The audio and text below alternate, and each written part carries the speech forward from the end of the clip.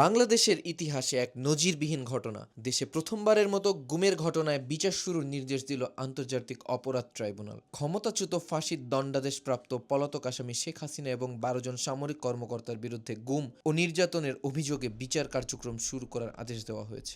এই মামলার কেন্দ্রবিন্দুতে রয়েছে কুখ্যাত আয়নাঘর। অভিযোগ অনুযায়ী সেখানে বিরোধী রাজনৈতিক ও ভিন্ন মতাবলম্বীদের গোপনে আটক, নির্যাতন এবং দীর্ঘদিন নিখোঁজ রাখা হতো।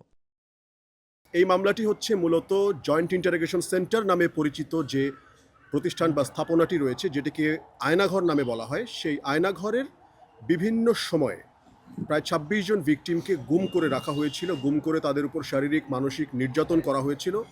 এই মানসিক এবং শারীরিক নির্যাতন এবং গুমের যে বিচার, এই বিচারিক প্রক্রিয়াতেই এই চার্জগুলো গঠন করা হয়েছে এবং এখানে মোট ১৩ জন আসামির বিরুদ্ধে আজকে আদালত চার্জ গঠন করেছেন এবং আগামী ১৯ তারিখে সাক্ষ্য গ্রহণ এবং ওপেনিং স্টেটমেন্টের মাধ্যমেই আনুষ্ঠানিকভাবে বাংলাদেশের ইতিহাসে প্রথমবারের মতো গুমের বিচার শুরু হতে যাচ্ছে। ট্রাইব্যুনাল বলছে এই অভিযোগগুলো মানবতা বিরোধী অপরাধের শামিল। আগামী দিনে সাক্ষ্য গ্রহণ ও শুনানির মধ্যে দিয়ে এগোবে বিচার প্রক্রিয়া। ১৯ জানুয়ারি সূচনা বক্তব্য হবে, কিন্তু সাক্ষ্য গ্রহণের মাধ্যমে তখন একই সাথে মামলা শুরু হবে।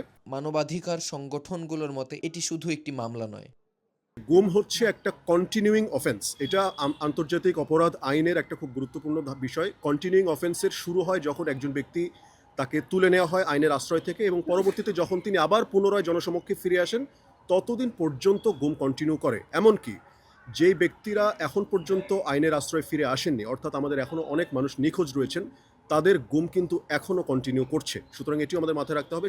এই বিষয়টা কন্টিনিউইং অফেন্স হিসেবে অপহরণকালীন সময় আমি ছিলাম কি ছিলাম সেটি বিবেচ্য নয়, বরং এই যে টোটাল প্রক্রিয়া, এর মধ্যে কোনো একটি সময় যদি আসামির কোনো ধরনের কন্ট্রিবিউশন থেকে থাকে, তাহলে তিনি এর জন্য লায়াবল হবেন এবং সেই ভিত্তিতেই আমাদের চার্জগুলো এবং অভিযোগগুলো আনা হয়েছে এবং আদালতও সেই ভিত্তিতেই অভিযোগ গঠন করেছে।